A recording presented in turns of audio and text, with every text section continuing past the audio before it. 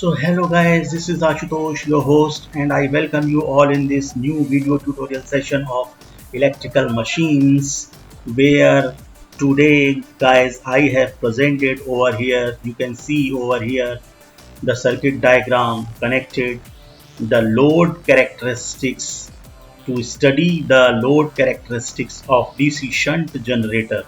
So you can directly type virtual labs and go to electrical engineering experiments where you have to select electrical machines lab by IIT Roorkee, and where you can find to study the load characteristics of DC shunt generator, where you can see this is the connection diagram.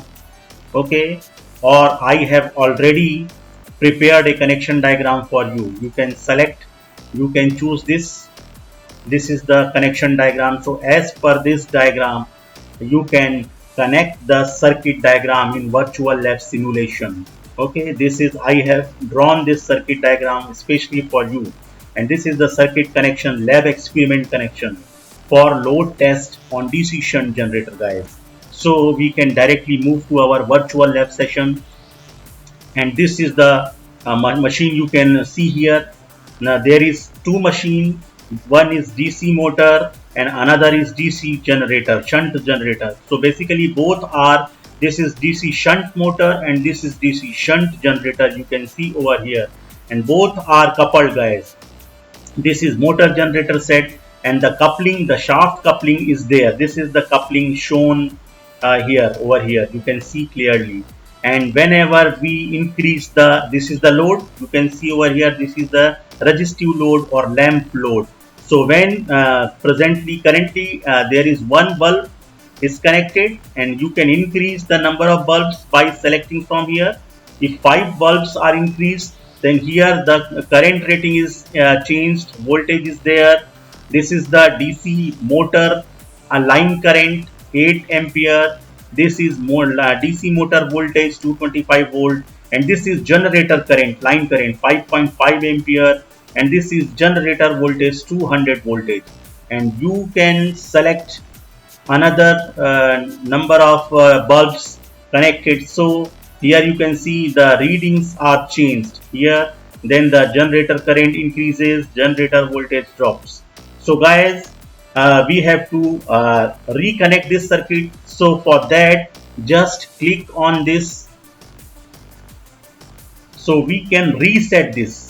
Okay, when you whenever you connect and it got reset, so we have to perform this simulation again. So reconnect the circuit. So let's start. So guys, we have reset the connection this, and we have to reconnect the circuit as per the diagram, or you can go to virtual lab, this diagram, according to this diagram, or you can go to my PPT, this diagram you can choose, and you can, I will fix this diagram.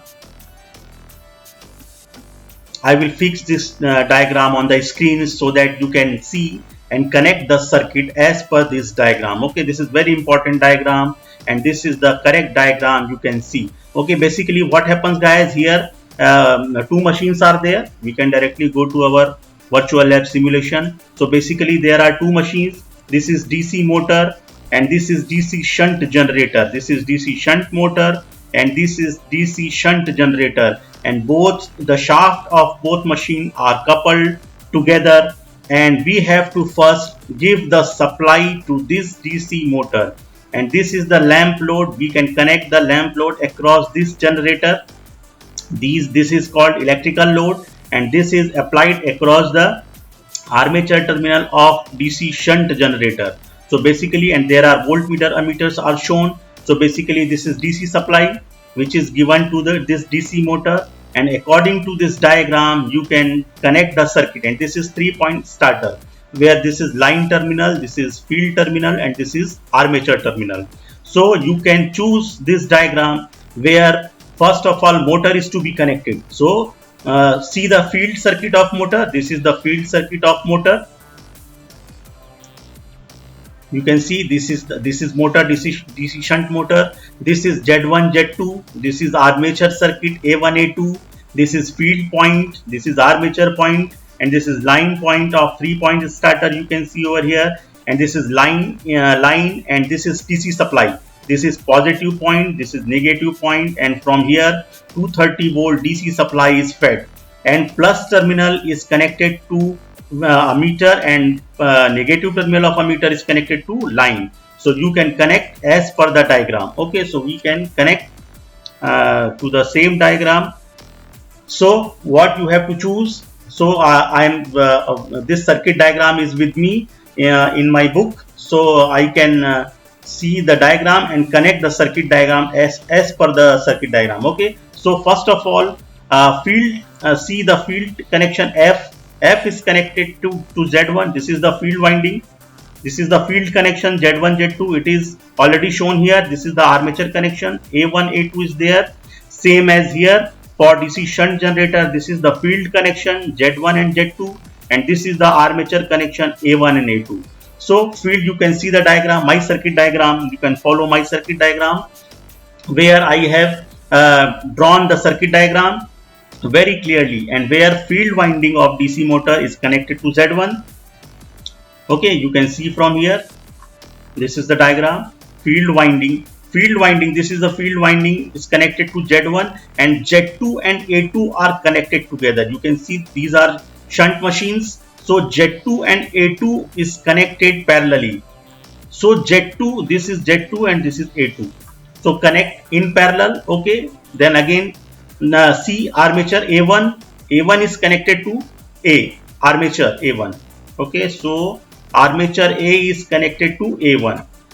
Okay, then again see the diagram, line terminal, the positive terminal of DC supply is connected to ammeters positive.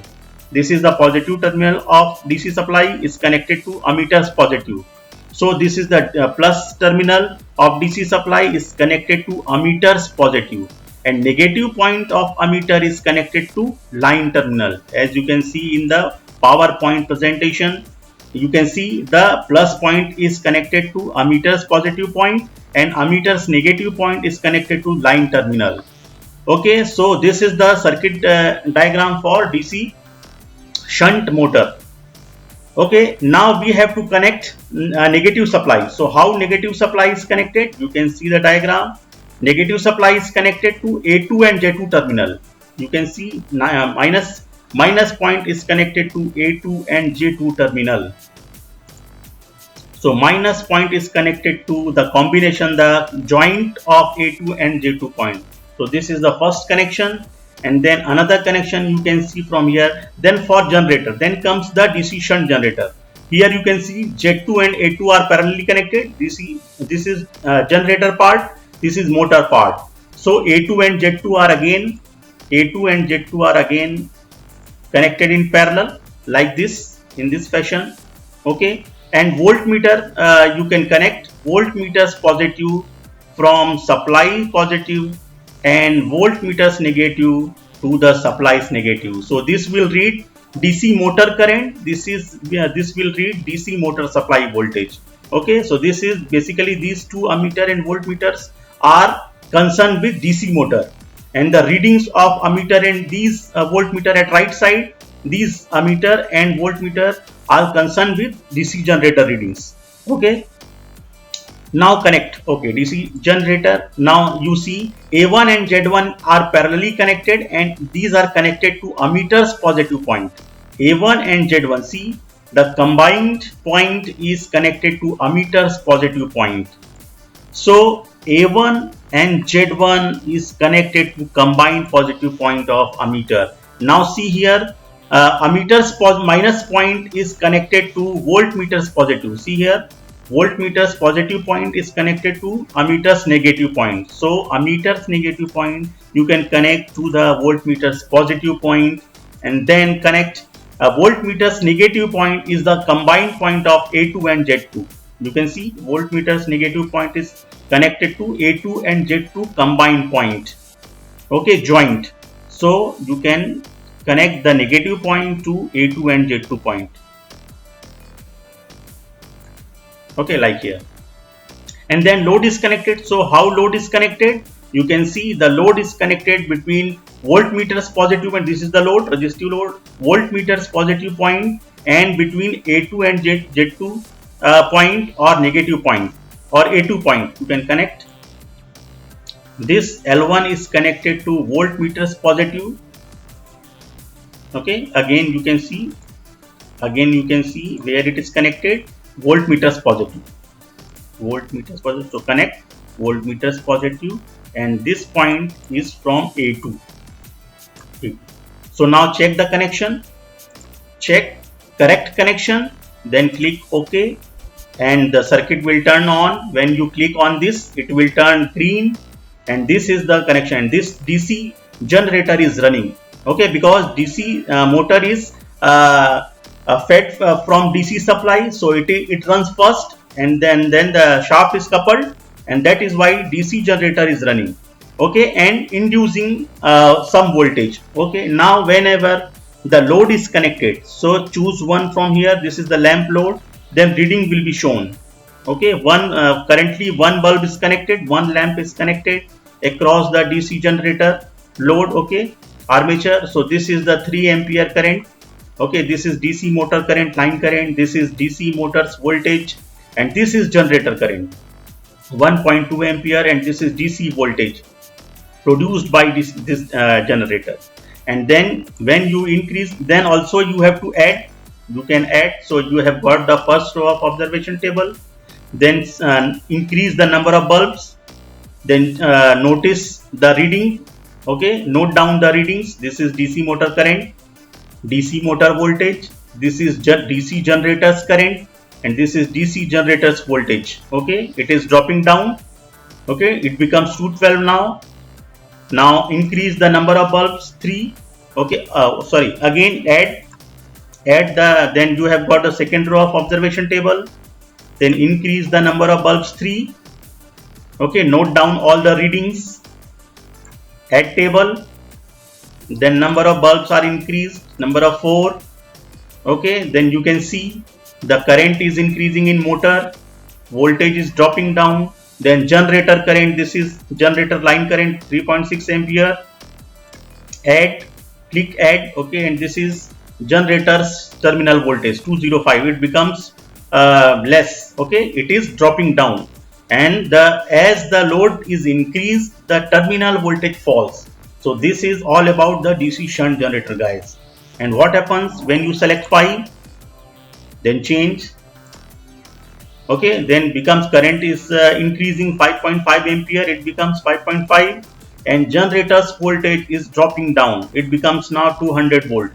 Then again 6, number of bulbs are connected 6, then see the reading, add, number of bulbs are 7, add. So you can see from the table the voltage, terminal voltage of DC shunt generator is falling. 8, this is the 8th reading. Then 9 bulbs are connected. Okay, maximum 8 readings are allowed. It is saying that maximum 8 readings are allowed. Okay, so you click OK, and then you can draw the graph, guys. After you have got all the rows of observation table, then you can click on this graph. So there will be a graph plotted between this. Okay, voltage and current. Okay, voltage and current. So you can see, and also you can find the efficiency by noting down all the readings of motors current, motor voltage, generators current, generator voltage. Okay, and basically which type of graph we study? Load characteristics. So you can follow this. This is magnetization characteristic. This is called magnetization no load characteristic. But we are actually studying the load characteristics, and these are further divided into 2 categories. You can see here internal characteristics and external characteristics. So what happens? Internal characteristics are drawn between EG versus IL. Okay, EG versus IL. And what happens, guys? When load is connected, then increase in load current increases armature current, and therefore increases armature flux, and then armature reaction happens. Okay, armature reaction occurs, and this flux weakens the main flux, and this reduces induced EMF. So this one, the first graph, you can see this is the armature reaction drop, from here to here. Okay, you can see here, and this one, the first drop, it is shown by arrowhead. This is the internal characteristic, and from another graph, external characteristics, and this is by IARA drop takes place, ohmic drop. This is the second graph. See, you can see from here, this is the called external characteristics. And what happens, guys, actually, as the load current increases, okay, when you apply load, okay, in steps, then thus the drop IARA armature resistance drop increases, thus the terminal voltage decreases. As the value of armature resistance is very small, the terminal voltage drop as IL changes from no load to full load is very small. And this is the graph. You can see the graph. This is the graph, the load characteristic. This one is, first one is internal characteristic. This one, B point B graph is internal characteristics, and this is the drop due to armature reaction, and this is called external characteristics, and this is the here the drop takes place due to ohmic drop. So this is, and what are the applications? You can see, guys, the applications of DC shunt generator.